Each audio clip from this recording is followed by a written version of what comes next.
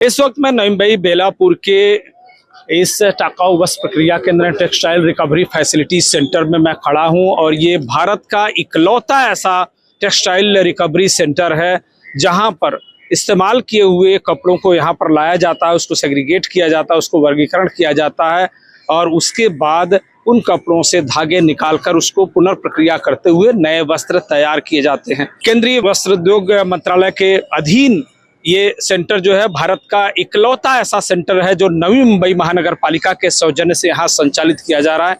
मैं आपको दिखाऊंगा इस सेंटर को कि किस तरह से यहाँ पे काम होता है। आज स्वयं जो केंद्रीय कैबिनेट मिनिस्टर हैं, टेक्सटाइल मिनिस्ट्री के वस्त्र उद्योग मंत्रालय के केंद्रीय मंत्री गिरिराज सिंह यहाँ स्वयं जो है विजिट देने वाले हैं और यहाँ के पूरे कामकाज का जो है वो आकलन करने वाले हैं। लेकिन उससे पहले आपको दिखाते हैं कि नवी मुंबईकरों के लिए ये प्रोजेक्ट जो है कितना अहम है और ये राष्ट्रीय एक तरह का प्रोजेक्ट है और केंद्र सरकार के अधीन यहाँ पर नवी मुंबई महानगर पालिका के सहयोग से संचालित किया जा रहा है। ये यहाँ पर कुछ डब्बे हैं बनाए गए हैं जिसपे आप लिखा हुआ देख सकते हैं कि ये कपड़े यानी कापड़ संग्रह मतलब यानी क्लॉथिंग एंड टेक्सटाइल कलेक्शन जो है इसमें किया जाता है और वहाँ से कलेक्शन करके इसमें डाल देते हैं। उसके बाद सेग्रीगेट किया जाता है। यहाँ पर कपड़े बाहर काटना करते हैं मतलब ये कपड़े बाहर निकालने के लिए तो इस तरह के डब्बे जो है वो तैयार किए जाते हैं और उनको प्रक्रिया करने के बाद जो है इसको तैयार किया जाता है। ये पायलट प्रोजेक्ट है सेंट्रल गवर्नमेंट का sustainability and circularity in the textile value chain by managing post consumer textile. आप देखो कौन कौन से लोग इसमें हैं।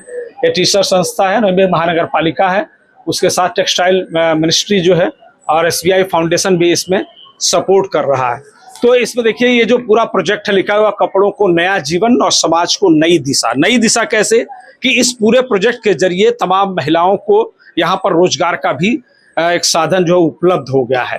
तो आप देख सकते हैं कि नवी मुंबई के बारे में भी लिखा हुआ है, ये पुनर्श्रुत इसका नाम दिया गया है और इसकी वेबसाइट भी है, आप उसमें भी अधिक जानकारी ले सकते हैं। भारत के सबसे स्वच्छ शहरों में से एक और वस्त्र परिपत्रता में अग्रणी भूमिका निभा रहा है। वस्त्र परिपत्रता यानी जो टेक्सटाइल रिकवरी है उसको एक नाम दिया गया है। कम कचरा, स्वच्छ गृह, मजबूत समुदाय, सशक्त महिलाएं और परिपत्र वस्त्र और जिसके जरिए अर्थव्यवस्था इसे जुड़ने के लिए आह्वान किया गया है। एकत्र करें, छांटें और पुनर्चक्रण करें और उसे सशक्त बनाएं। तो आइए पूरे मैं इस सेंटर को दिखाता हूं कि सेंटर जो है काम कैसे करता है। यहाँ पर इस तरह के तमाम जो है ये एक तरह से एग्जीबिशन भी है कपड़ों का। ये जो टेक्सटाइल रिकवरी सेंटर है ये काम कैसे करता है, आप अपना नाम बताएं और ये इसकी प्रक्रिया क्या है आप बता सकते हैं। मैं डॉक्टर मेघा फणसळकर हूँ। ये हमारा 4 पार्टनर्स का प्रोजेक्ट है। इसमें Navi Mumbai municipal corporation main partner है जिन्होंने ये जगह दी है जहाँ हम खड़े हैं, सुनील गावस्कर मैदान के पड़ोस में। उसके बाद टेक्सटाइल जो मिनिस्ट्री ऑफ टेक्सटाइल है वो पिवोट है क्योंकि टेक्सटाइल उनका सब्जेक्ट है, फैब्रिक उनका सब्जेक्ट है, कपड़े उनका सब्जेक्ट है। उसके बाद SBI फाउंडेशन है जिन्होंने हमें फंडिंग दिया है ट्रिगर करने के लिए, ये सब चलाने के लिए। उसके बाद हमारी महिलाएं हैं जो यहाँ पे आती हैं, रोज 50 आती हैं, 100 आती है, 200 आती हैं, कंटिन्यूस आती है। और एक NGO पार्टनर करके ट्रिसेर आर्टिजन ट्रस्ट है, मैं उसकी फाउंडर हूँ, डॉक्टर मेघा फणसळकर। तो मेघा जी कैसे ये काम कैसे करता है ये सेंटर, जैसे कपड़े इकट्ठे होते हैं उसके बाद कैसे प्रक्रिया की जाती है इसमें? ये नवी मुंबई के करीब 200 सोसाइटी से यहाँ कपड़ा आता है। जो म्यूनिसिपालिटी है वो अवेयरनेस हमारे साथ अवेयरनेस प्रोग्राम करते हैं। 200 सोसाइटीज में हमने बिन रखे हैं जो अच्छे बिन है, मतलब कचरे के बिन नहीं है, कपड़ा लेने के बिन है। सोसाइटीज अपना बिन में वहाँ पे कपड़ा डालती है, म्यूनिसिपालिटी के ट्रक जाते हैं और वहां से बिन इकट्ठा करते हैं। इस पूरा प्रोसेस को QR कोड और वो ब्लॉकचेन से वो किया हुआ है जिससे वो पूरी जर्नी कवर होती है कि कौन सा कपड़ा किस सोसाइटी से निकला, किस टाइप का कपड़ा था, वो सब कवर करते हैं। उसके बाद जब यहाँ आता है तो यहाँ पे मिक्स कपड़ा आता है। मिक्स मतलब कोई कपड़ा एकदम ब्रांडेड है पर लोगों ने पहना नहीं है तो वो थ्रिफ्ट शॉप में जाता है। थ्रिफ्ट शॉप ये आइडिया है कि यहाँ पे जो ब्रांडेड कपड़े हैं जो लोग वापस पहन सकते हैं उसको हमने फेंकना नहीं चाहिए। तो जो बिल्कुल पहने हुए नहीं है या इसको हमने धो के प्रेस करके यहाँ बिल्कुल निम्न दामों पे रखा है। ये दाम भी वो दाम नहीं है जो कपड़े का है, ये दाम किसका है कि जो हमको ड्राई क्लीन कराए हैं, जो महिलाओं ने सॉर्टिंग किया है उसका खर्चा निकाला। तो ये जितने भी यहाँ पर आप रैक में कपड़े देख रहे हैं ये सब बेचने सारे बेचने के लिए एकदम सस्ते दाम, सेग्रीगेट किए हुए, प्रेस किए हुए, लगाए हुए हैं। यहाँ तीन लेवल के कपड़े हैं। जो सबसे छोटा कपड़ा है वो बच्चों के टी शर्ट्स वगैरह है, वो साधारण 100 रुपए के नीचे के हैं। फिर 200 के हैं और 300 के। 300 में थोड़े भारी कपड़े हैं। लोग बहुत फास्ट फैशन की वजह से कपड़े बार बार फेंक रहे हैं। फिर इधर जब कपड़ा आता है तो वहाँ महिलाएं देख रहे हैं अपनी, ये महिलाएं उसको आइए हमारे साथ आइए। और जैसे कि आप देख रहे हैं, ये वो कपड़े हैं जो सेग्रीगेट किए हुए हैं और बहुत ही न्यूनतम दर पर जो ये कपड़े उपलब्ध करा रहे हैं यहाँ पर। और उसके बाद ये प्रक्रिया आती है। यहाँ पर आप देखिए, यहाँ पर ये पुनर्वापर यहाँ पर लिखा हुआ है, रीयूज करने के लिए। ठीक है। उसके बाद दूसरा कपड़ा आता है कि इसको नया रूप देने के लिए आप यूज कर सकते हो, उसको रिसाइकल कर सकते हो। यहाँ पे दो चीजें होती है कपड़े में, एक होता है रिसाइकल और एक होता है अपसाइकल। रिसाइकल जब कहलाता है जब कपड़े का रूप बदल के और कुछ बनता है। जैसे अपन अब यहाँ देखिए, आप यहाँ कपड़े का रूप बदल के उसके ब्रिक्स बन गए, उसका पॉट बन गया, उसका धागा बन गया, धागे से कपड़ा बन गया। ये हैंडमेड पेपर है, देखो, paper made from recycle fabric. तो ये पूरा रिसाइकलिंग की जर्नी है। ये शेडर रखा है, यहाँ से शेडिंग होता है, उसके हम ये कुशन कवर्स बनाते हैं। तो ये एक पूरी अलग जर्नी है, इसको अपन रिसाइकल की जर्नी कहते हैं। ये जो पड़ोस में आप देख रहे हैं, ये अपसाइकल है। अच्छा, इसमें कपड़े का रूप नहीं बदला है, कपड़े का फॉर्म बदला है। मतलब ये कपड़ा टी शर्ट है तो उसकी कुशन कवर बन गई, उसके वो छोटी छोटी चीजें बन गई। ये जो नीचे देख रहे हैं ऊपर लूम्स लगे हैं, आप यदि ऊपर जाएंगे तो ये टी शर्ट का वेस्ट है जो लूम पे बुन के आज इसकी दरी बनी है। तो इसका फॉर्म नहीं, मतलब फॉर्म बदला है पर कपड़े का धागा नहीं बना है। तो अब ये जो है, ये पहली प्रोसेस है। ये अभी जैसे मेघा जी बता रही थी कि यहाँ तक की प्रक्रिया आपने समझ लिया है कि किस तरह से कपड़े लाए जाते हैं और कैसे उनको रीयूज या रीयूटिलाइज किया जाता है। और अब ये तमाम जो महिलाएं यहाँ पर, आप लोगों को रोजगार मिला है? कितने दिनों से काम कर रही हैं आप? 1.5 साल। कितने दिनों से काम मिला आपको? 1.5 साल हो गया सर। अगर ये सेंटर नहीं होता तो क्या आपको रोजगार मिलता? नहीं सर, बहुत ढूंढे मैंने काम, तो मुझे काम नहीं क्या कहीं मिल रहा था। तो इधर एक जन ने बताया मुझे ऐसे सेंटर चालू हो रहा है। तो जब से आई हूँ तब से बहुत अच्छा फील होता है इधर काम करके। पूरा हमारा घर का भी थोड़ा सा हाथ बाहर लग जाता है। तो देखिए, घर में भी मदद मिलती है। कितना इम्पोर्टेंट है कि जो कपड़े हम फेंक देते हैं या उन्हें कचरे में डाल देते हैं, उन कपड़ों को यहाँ फिर से उसका उपयोग हो रहा है और आप उसे तैयार कर। बहुत अच्छा लगता है। ठीक है। अच्छा, अगर ये नहीं होता तो क्या होता? ये नहीं होता तो हमारा रोजगार कुछ भी नहीं आता। यहाँ से मैं 1 साल से काम कर रही हूँ, तो यहाँ पे मैंने बहुत कुछ क्रिएटिविटी सीखे हैं जो हमें पता नहीं था। पुराने कपड़ों से किस तरह से हम कुशन बना सकते हैं, हम लैपटॉप बैग बना सकते हैं, फाइल फोल्डर, ये सारी चीज़ हमने यहाँ से सीख चुके हैं और हम इस पर अभी काम कर रहे हैं। प्रोजेक्ट सामने से आ रहा है जिसपे हम फाइल फोल्डर 1000 फाइल फोल्डर का ऑर्डर अभी हम कर रहे हैं। ऑर्डर काफी देते हैं। हाँ। से कोई कोशा डिवाइस बताइए पूरा। तो और हमने राखी भी पुराने कपड़ों से बनाए हैं, कंदील बनाए हैं, रंगोली बनाए हैं।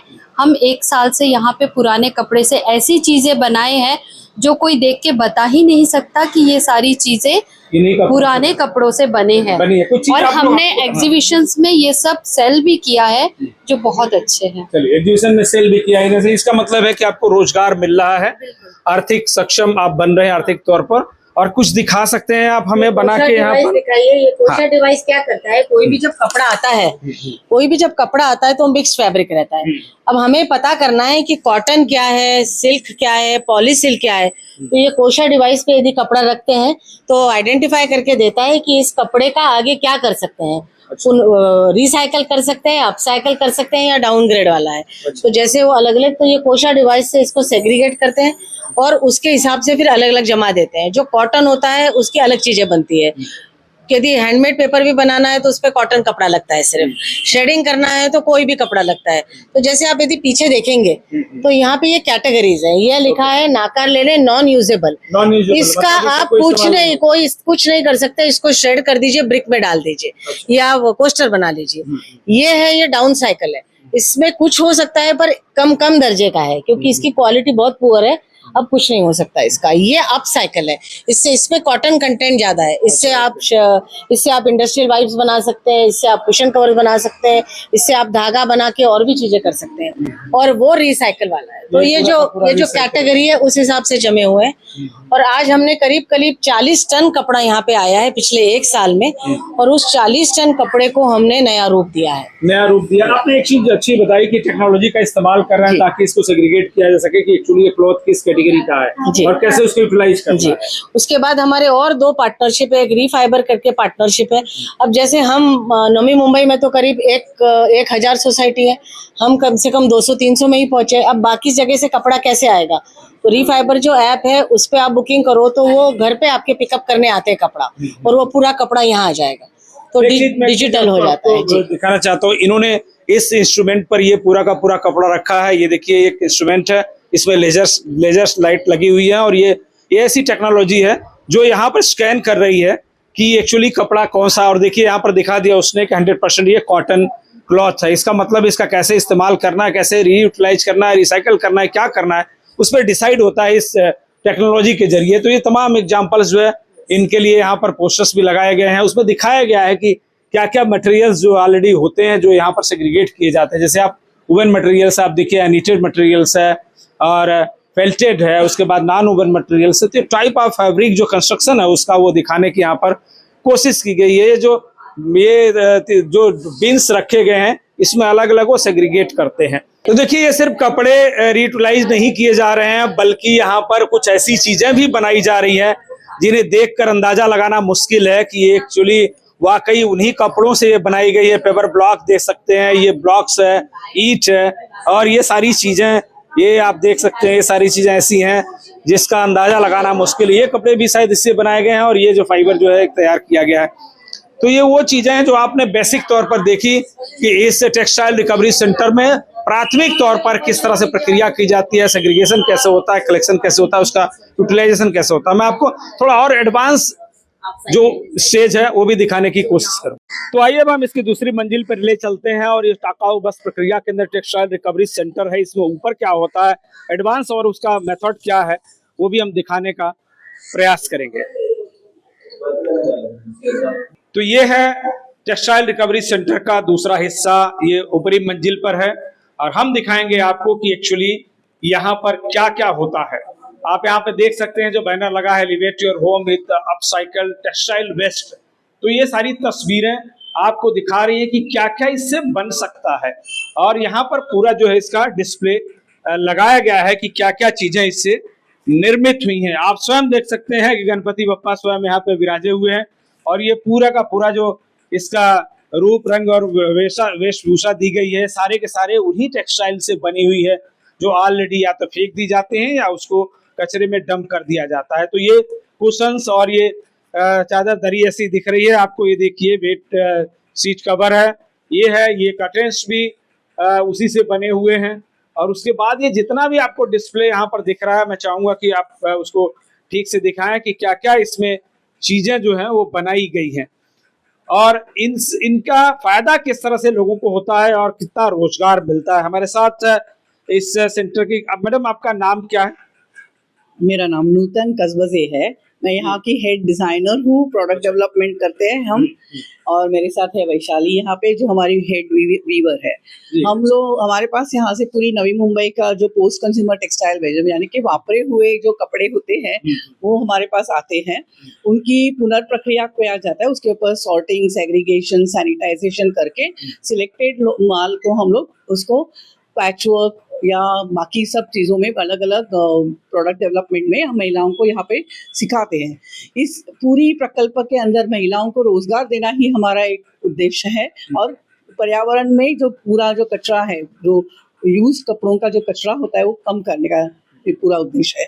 महिलाओं को यहाँ पे हमने करीबन लास्ट पूरे 2 साल के अंदर 200 महिलाओं को हमने ट्रेन किया है, उनको घर में और बाहर उनके घर में, यहाँ पे भी हमारे पास ट्रेनिंग सेंटर है, वर्कशॉप सेंटर है, वैसे भी हम उनको घर में भी काम करने के लिए दे देते हैं। क्या क्या आप यहाँ से क्या क्या सिखाते हैं, आप क्या ट्रेन करते हैं? सबसे पहले यहाँ पे सिलाई सिखाई जाती है और वीविंग, ये 2 सबसे बड़े प्रोजेक्ट है ये है, वर्कशॉप्स लिए जाते हैं। सिलाई में उनको पैच वर्क, एप्लिक, बैग बनाना, फाइल फोल्डर्स बनाने, अलग अलग विविध प्रकार के प्रोडक्ट्स बनाने, और वो उसके लिए प्रोडक्ट भी ऐसे बनाते हैं जो वापस बेच सके और उसकी क्वालिटी अच्छी तरीके की हो। होम फर्निशिंग बनाया जाता है। वीविंग में पूरा ऊपर हमारा एक पूरा वीविंग सेटअप है, वहाँ पे हम पूरा वीविंग सिखाते हैं महिलाओं को, और वो टेक्निकली बहुत ही थोड़ा क्रिटिकल होता है टेक्निकली, तो हम उनको बहुत सिखाने की कोशिश करते हैं। अच्छा, ये सहयोगी हैं जो वीविंग करती हैं, कितना डिफिकल्ट है और कितना आसान है कि कोई महिला अगर घरेलू महिला हो आए और यहाँ सीख सके और अपना रोजगार कर सके? नहीं, एक्चुअली आसान नहीं है बहुत ज़्यादा, बट जैसे कि हमारी मैम है, हम लोग कोशिश करते हैं उन्हें सिखाने की बहुत अच्छे से, मतलब कि ऐसे करो, ये फर्स्ट डे हम लोग पेपर वीविंग से हम लोग स्टार्ट करते हैं कि आप लोग पेपर वीविंग करो, फिर प्लेन वीविंग करो, मतलब जैसे उन्हें आसानी हो और जल्दी से जल्दी कैसे सीखे, यही हमारा उद्देश्य होता है। तो ये नूतन जी, जैसा आपने कहा कि आप यहाँ पर जो सेग्रीगेशन होता है उसके बाद जो अपसाइकल होता है उसके बाद ये सारे प्रोडक्ट यहाँ पर बनाए गए हैं, कितना रोजगार और आत्मनिर्भर बनने का इससे फायदा हो रहा है? सबसे पहले तो महिला दिन में कम से कम 500 से 1000 रुपया कमाए, इतना हमारा प्रयास रहता है, ताकि वो 100 रुपये वगैरह एक कुशन कवर कर रही है तो कम से कम 10 से 15 कुशन कवर्स करे उससे। और आत्मनिर्भर के लिए वो बहुत सारी टेक्निक जो हमने उनको ऐसे सिखाए वो घर में बैठ के भी कर सकते हैं, क्योंकि उनको यहाँ पे सेंटर पे आने की जरूरी नहीं है। अच्छा, तो कोई भी कहीं से भी सीख सकता है? यस, हम यहाँ पे सभी महिलाओं को सिखाते हैं। उनके पास घर में मशीन हो तो हम उनको बोलते हैं कि आप यहाँ से कटिंग लेके जाओ, या कटिंग करना भी सिखाते हैं वो, और घर में जाके वो कर सकते हैं पूरा। मतलब नवीन भाई की कोई भी महिला अगर आपसे सीखना चाहे और इसमें आपको सपोर्ट करना चाहे, खुद आत्मनिर्भर बनना चाहे, इसे सीख कर अपना रोजगार शुरू करना चाहे, तो आपकी किस तरह से मदद मिलती है? यस, हम उनको बहुत सारी मदद कर सकते हैं। उनको एक तो हमारे पास रॉ मटेरियल है ही है, तो रॉ मटेरियल में से हम उनको, हमारे पास बहुत सारे, अभी हमारे पास रिसेंटली अबाउट 2000 फाइल फोल्डर्स की ऑर्डर थी, तो हमने उनको एक स्टेप बाय स्टेप सिखाया ताकि वो फाइल फोल्डर्स घर में बना के हमें ला के दे सके, तो वो आत्मनिर्भर होती है। उनको ऐसे ही प्रोडक्ट सिखाए जाते हैं, वो आत्मनिर्भर बन के कर सकती है। तो देखिए, ये न सिर्फ आत्मनिर्भर बनाने का प्रयास है, बल्कि पर्यावरण को भी बेहतरीन करने का और उसे बचाने का एक बड़ा अभियान है, और ये नवी मुंबई में है, इसलिए नवी मुंबई करों के लिए इसका बड़ा जो है लाभ मिल रहा है। तमाम महिलाएं इस उपक्रम से जुड़कर आत्मनिर्भर बन रही हैं, सीख रही हैं, रोजगार के नए अवसर उन्हें उपलब्ध हो रहे हैं। आप देखिए, ये जो पूरा आपको शोकेस दिख रहा है, इसमें सारे रैक्स में ये सारे के सारे ये कपड़े और वो बनाए हुए ट्रिवेट्स आप देख सकते हैं, टेबल रनर है, ये सारी चीज़ें हैं, वीविंग की चीज़ें हैं, ये ओवन मटेरियल्स हैं, और ये सारा चीज़ें यहाँ से बनाया हुआ है, इन्हीं कपड़ों से तैयार किया गया। और इसके लिए ये जो सामान है जो उनको सजाने और बनाने के लिए इस्तेमाल होता है, वो सब चीज़ें काम आती हैं। तो ये पूरा का पूरा अगर आप सेंटर देखेंगे तो ये इन्हीं चीज़ों से ये पूरा बनता है। यहाँ पर फोम भी देख सकते हैं, अलग अलग चीज़ें जो इसमें एलाइड चीज़ें जो इस्तेमाल होनी चाहिए बनाने के लिए, उसको रीयूटिलाइज करने के लिए, वो सारी चीज़ें इस सेंटर में उपलब्ध हैं। और ये एक तरह से स्टोर हाउस है जहाँ पर सारी चीजें हैं, और इसके बाद जो है बना के ये रॉ मटेरियल कह सकते हैं कि ये ऐसा सेंटर है जो रॉ मटेरियल का सेंटर है। तो ये वीविंग सेंटर है, आप देख सकते हैं, ये अपसाइक्लिंग एरिया है पूरी तरह से। और यहाँ पर आप देखिए तमाम मशीनें जो हैं ये यहाँ पर लगाई गई हैं, और जो स्टिचिंग की ये तैयारी है, सारी मशीनें स्टिचिंग के लिए है, और कैसे सारा यहाँ पर जो एक्सपर्ट है उसको कटिंग करते हैं, उसके बाद इन मशीनों पर उनकी सिलाई होती है, और उसके बाद जो फाइनल जो वो क्लॉथ जो है तैयार होता है। यहाँ पर आप देख सकती हैं स्टिचिंग कर रही हैं, कुछ बना रही हैं। क्या बन रही है ये अभी चीजें? अच्छा, ये फाइल फोल्डर बन रहा है। तो आप देखिए, फाइल फोल्डर बाहर आप खरीदेंगे तो बहुत महंगा पड़ता है, लेकिन यहाँ से इनको जो इस सेंटर पे ऑर्डर मिला हुआ है, तो ये खूबसूरत जो है फाइल फोल्डर, और वो भी प्योरली इको फ्रेंडली आप कह सकते हैं इसे, कि ऐसा फाइल फोल्डर आपको बाहर कहीं नहीं मिलेगा। तो ये सेंटर की महिलाओं ने तैयार किया है। देखिए, ये प्योरली कपड़ों से बना हुआ, और वो कपड़े हैं जिन्हें हम और आप अक्सर जो है डस्टबिन में फेंक देते हैं, या जो कचरा समझ के हमें उसे बाहर कर दिया जाता है, उन सब चीजों से ये इस तरह की चीजें जो है वो बनाई जा रही हैं। बेहतरीन ये उपक्रम, और इसीलिए शायद प्रधानमंत्री नरेंद्र मोदी ने अपने मन की बात में भी इसका जिक्र किया था, मुंबई के सेंटर का नाम लिया था। उन्होंने कहा था कि ये न सिर्फ फेंके हुए कपड़ों को रीयूटिलाइज करने का माध्यम है, बल्कि पर्यावरण को सुरक्षित करने के लिए, उसको बचाने, प्रदूषण को कम करने के लिए, और खासकर महिला और बेटियों को एक नया रोजगार देने के लिए, उन्हें नए सिरे से आत्मनिर्भर बनाने के लिए और जीवन जीने की एक नई दिशा देने का एक बेहतरीन प्रयास है, जो इस नवी मुंबई में महानगर पालिका के सौजन्य से चलाया जा रहा है। अब मैं जिस जगह पर हूँ वो है वीविंग सेंटर, यानी वीविंग एरिया है, जहां पर पूरे कपड़ों की नए सिरे से बुनाई होती है। इसमें सिरे से निकालने के बाद जो है ये पूरा का पूरा बुनाई होता है। यहाँ पर आप पूरे मशीनें लगी हुई हैं, आप देख सकते हैं। यहाँ पर एक महिला है जो इसकी बुनाई कर रही हैं और इस तरह से ये प्रोडक्ट जो है वो तैयार हो रहा है। ये नया प्रोडक्ट है, एक तरह से आप कह सकते हैं कि अब यहाँ इसको आपको मैंने दिखाया जो स्टोर्स में पड़े हुए थे या जो डिस्प्ले लगाए गए हैं, इसी तरह से सारी महिलाएं जो हैं इसको तैयार करती हैं और उसके बाद उसको बिक्री के लिए नीचे रखा जाता है। ये आपने पूरा सिस्टम देखा कि किस तरह से पहले कपड़े आते हैं, उसको सेग्रीगेट किया जाता है और उसके बाद टेक्निकली यानी यंत्रों के जरिए उसको पता लगाने की कोशिश की जाती है कि उसका फैब्रिक किस तरह का है, और उसके बाद उसको अलग अलग करने के बाद जिनका रीयूटिलाइज होना है या जिनसे धागे निकालने हैं, उसको फिर से रिप्रोडक्शन करना है, वो सारा का सारा होता है। और यहाँ पर देखिए, यहाँ भी इसी तरह से वीविंग चल रही है और ये महिलाएं हैं जिन्होंने कुछ प्रोडक्ट्स आपके सामने यहाँ पर बनाए भी हैं। तो देखिए, छोटी छोटी चीज अलग अलग मॉडल्स हैं तैयार करने के लिए और उसके माध्यम से यहाँ पर प्रोडक्ट जो है वो तैयार हो रहा है। तो ये देखिए, ये किस तरह से उसे बना रही हैं। यही हमारे आपके घरों में मोस्टली आता है, लेकिन आपको नहीं पता कि ये कैसे बनता है, तो आप अपने आंखों से आप देख सकते हैं। ये सामने यहाँ पर 2 मॉडल्स यहाँ रखे हुए हैं। ये एक नया चीज इन्होंने हाथों से बनाने का शुरुआत किया है। तो ये सारी जो चीजें हैं, इस सेंटर पे महिलाओं को ट्रेनिंग दी जाती है और ये टेक्निकल ट्रेनिंग के बाद जो इनके पास हुनर आता है, उसके बाद ये प्रोडक्ट जो है वो तैयार होते हैं। लेकिन सबसे बड़ी चीज है कि ये प्रोडक्ट बनते कैसे हैं, इसके बारे में आपको पूरी जानकारी नहीं थी। और जैसे प्रदूषण को कम करते हुए जो नए प्रोडक्ट यहाँ बन रहे हैं, फेंके हुए कपड़ों से उनको इकट्ठा करके, वो अपने आप में अनूठा है।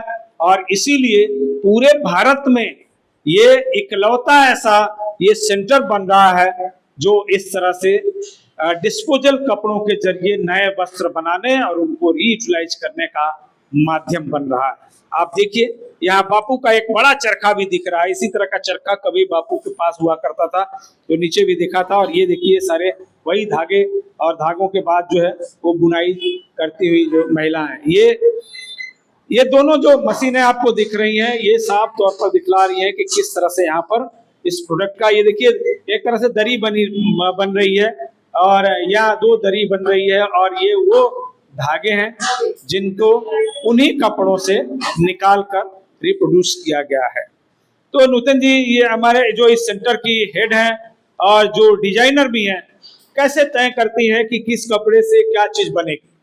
बेसिकली यहाँ पे जो नीचे से जो मटेरियल आता है, उसी समय हम लोग तय करते हैं कि उसमें करीबन जो टी शर्ट का जो नीटेड फैब्रिक होता है वो हमें यहाँ पे यूज करना होता है। इसमें अलग अलग कलर्स होते हैं। तो अभी ये बाहर से कपड़े वापरे होते हैं तो बहुत कलर्स का एक प्रॉब्लम होता है। So we get colours, different colours. तो जो कलर्स हम लोग यहाँ पे सेग्रीगेट करके ब्राइट कलर्स लेते हैं, लाइट कलर्स देते हैं करके, बाद में उसमें से डिजाइनें भी आप देखेंगे कि डिजाइन भी ऐसे की है कि वो कलर को मिक्स करके डिजाइनें की गई है। सो ये जो हाथमाग है, हैंडलूम जो है, ये स्पेसिफिकली ये कार्य के लिए टेक्निकली बताना पड़ता है, बिकॉज इसमें धागा मोटा होता है। इसलिए हमारे यहाँ पे 6 हाथमाग है। यहाँ पे 6 महिलाओं को हमने ऑलरेडी बुनाई कैसे करते हैं, उसमें कैसे ये रीलिंग, बॉपिंग, ये सब सिखाया गया है। लूम्स पे काम करना नहीं है, बिकॉज घर में भी तो काम, यहाँ पे हम कितने महिलाओं को रोज, तो हमने फ्रेम लूम्स, बाकी दूसरे रूम में आपने देखा होगा कि फ्रेम लूम्स दिए, तो ऐसे छोटे छोटे फ्रेम्स हमने महिलाओं को घर में दिए हुए हैं। तो उसकी डिजाइन है, बट उसमें थोड़ा लिमिटेशन साइज का होता है, बट हमने प्रोडक्ट डेवलपमेंट भी उसी हिसाब से किए। जैसे टेबल मैट की साइज होती है 12x16, तो उनको 12x16 के 50 पीस बना के दो, 100 पीस बना के दो, ऐसे हम लोग उनको ऑर्डर देती है। तो ये घर में, तो ये जो इन्होंने कहा कि ये सिर्फ हैंडलूम, ये बड़े नहीं है, जो टेबल लूम भी हैं, जो घरों में आसानी से आप उसके ऊपर काम कर सकते हो, और आपने महिलाओं को उस तरह से चीजें दी हैं।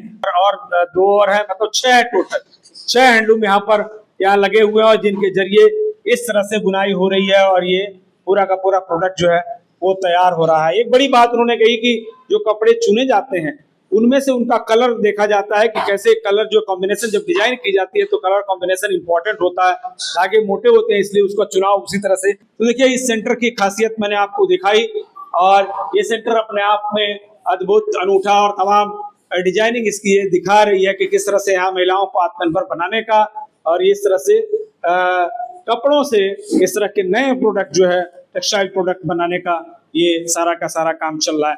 और इसको नवीन भाईकरों के लिए बड़ी बात है कि उनके बेलापुर में है ये और असंख्य यहाँ पर महिलाएं हैं। जैसा कहा जाता है कि 1000 से अधिक सोसाइटियां हैं, लेकिन अभी सिर्फ 200 सोसाइटियों तक ये संस्थाएं पहुंची हैं और अभी भी 800 से अधिक सोसाइटियां बाकी हैं जहां पर बड़े पैमाने पर जो है वो डिस्पोजल क्लोथ जो है जहां से इकट्ठा हो सकता है और इस उपक्रम को नया बल दे सकता है। इस वक्त हमारे साथ मौजूद है नवी महानगर पालिका के आयुक्त डॉक्टर कैलाश शिंदे साहब, जिनके नेतृत्व में भारत का ये पहला टेक्सटाइल रिकवरी सेंटर जो चल रहा है और जिसे स्वयं प्रधानमंत्री नरेंद्र मोदी जी ने भी अप्रिशिएट किया है। और आज स्वयं वस्त्र उद्योग मंत्री, केंद्रीय वस्त्र उद्योग मंत्री गिरिराज सिंह भी इसका मुआयना करने के लिए, इसका आकलन करने के लिए आए। हमारे साथ स्वयं आयुक्त साहब, ये अपने आप में भारत का इकलौता और सबसे अनूठा उपक्रम है, न सिर्फ पर्यावरण के लिहाज से बल्कि महिलाओं को आत्मनिर्भर बनाने के लिहाज से। आपने इसे शुरुआत किस तरह से की? बहुत खुशी की बात है, आपने जैसे बताया कि ये पहला उपक्रम हम महाराष्ट्र में नई मुंबई में शुरू किए और भारत में भी ये पहला ही उपक्रम है। तो हमने पहले से इसे थोड़ी जानकारी की, जो ये वेस्ट है तो ये जाता कहाँ है, ये वेस्ट जाता कहाँ है, तो हम पूरा जाता है तो अपने लैंडफिल साइट पे जाता है। और लैंडफिल साइट पे जो कॉटन था, पहले जब हम कॉटन का यूज करते थे तो कॉटन वाज गेटिंग डिग्रेडेटेड, वो मिट्टी बन जाता था। लेकिन जैसे ही उस पे नायलॉन का फाइबर आ गया तो nylon fibre is again as ना, वो कोई इमीडिएटली डिकम्पोज नहीं होता, वही डिकम्पोज नहीं होता तो वो लॉन्ग टर्म वही रहता है। और ज्यादातर गाँवों में हम देखते हैं तो क्या होता है कि बर्निंग ज्यादा होता है, तो उस is adding an pollution to the environment also. तो उसी से हम इकट्ठा करके कुछ कर सकते हैं। तो फिर वो टेक्सटाइल कमिटी है अपनी गवर्नमेंट ऑफ इंडिया के टेक्सटाइल मिनिस्ट्री की, उनसे उनका भी एक प्रपोजल था कि हम साथ में मिलके कुछ कर सकते हैं। तो फिर 2 NGO है, एक टीसर करके NGO है जिसने ये उनको आर्टिजन को ट्रेनिंग करना, अपसाइकल करना, प्रोडक्ट को कैसे डिजाइन करना, वो काम करते हैं। और दूसरी IDH एक संस्था थी, वो अभी यहाँ से थोड़े उसका सहयोग कम हुआ, लेकिन इनिशियली वो भी थे। और फिर उसी से हमने एक NGO से और एक अपना फाउंडेशन SBI फाउंडेशन है, उनसे भी मदद मिली। तो ये पूरा साथ में मिलके फिर टीचर ने हमें पूरा अपस्केलिंग, रिसाइकलिंग, ट्रेनिंग का काम किया। SBI फाउंडेशन ने हमारे महिलाओं को जो है तो उनको कुछ सहायता देने के लिए, पूरा हम मुआवजा नहीं दे सकते, लेकिन कुछ सहायता, फाइनेंशियल असिस्टेंस देने का काम किया। और फिर कारपोरेशन ने क्या किया कि कारपोरेशन ने कलेक्शन है, उसका सॉर्टिंग है, उसको पूरा सिस्टम करना, उसके लिए जगह देना, ये हम हाउसिंग सोसाइटी से हर एक हाउसिंग सोसाइटी से कलेक्ट करते हैं।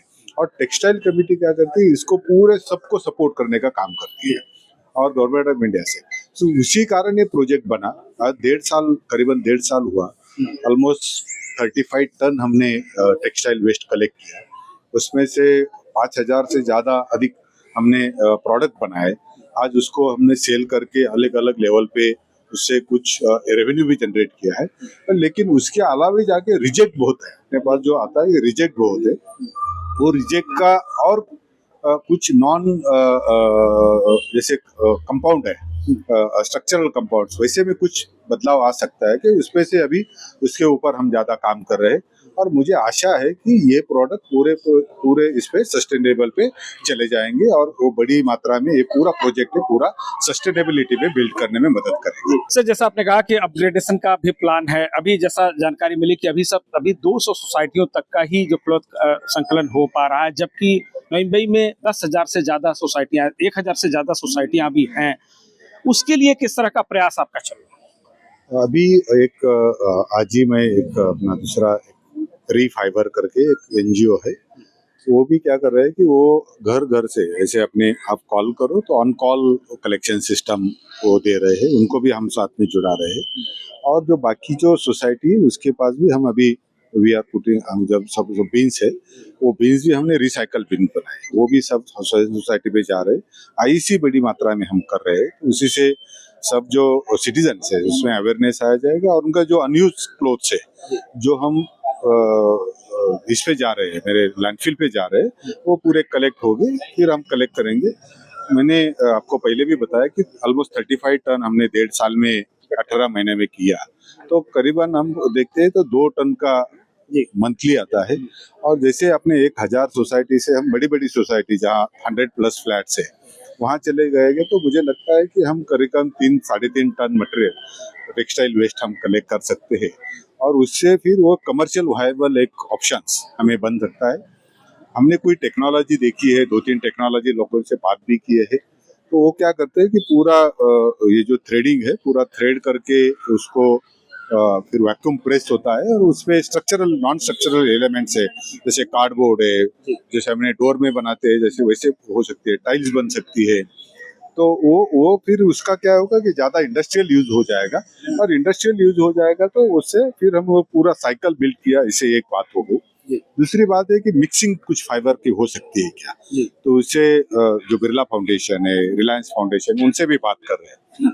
लेकिन होता क्या है कि उसका थ्रेड लेंथ जो है तो वेरी शॉर्ट, जो स्टेपल लेंथ जो रहती है तो वो लंबी चाहिए, तो वो नहीं मिलती। तो टू व्हाट एक्सटेंट हम इसको मिक्स करके फिर कारपेट इस पे ला सकते हैं और व्हाट काइंड ऑफ प्रोडक्ट भी हम उसके साथ बना सकते हैं, वो 2-3 लेवल पे काम कर रहा है। लेकिन ये मेरे ख्याल से अगले 6 महीने में पूरी क्लैरिटी आके पूरे एक स्केलेबल प्रोडक्ट, स्केलेबिलिटी, ये वायबल प्रोजेक्ट हम बनाने की पूरी कोशिश करें। और मुझे आशा है कि टेक्सटाइल मिनिस्ट्री जिस तरह से सपोर्ट कर रही है, म्युनिसिपल कॉर्पोरेशन के पूरे हमारे जो महापौर जी है, उप महापौर जी है, यहाँ के लोकल जो MLA जी है, हमारे जो मंत्री जी है, हमारे मुख्यमंत्री जी है, वो सब इस प्रोजेक्ट को सपोर्ट कर रहे हैं।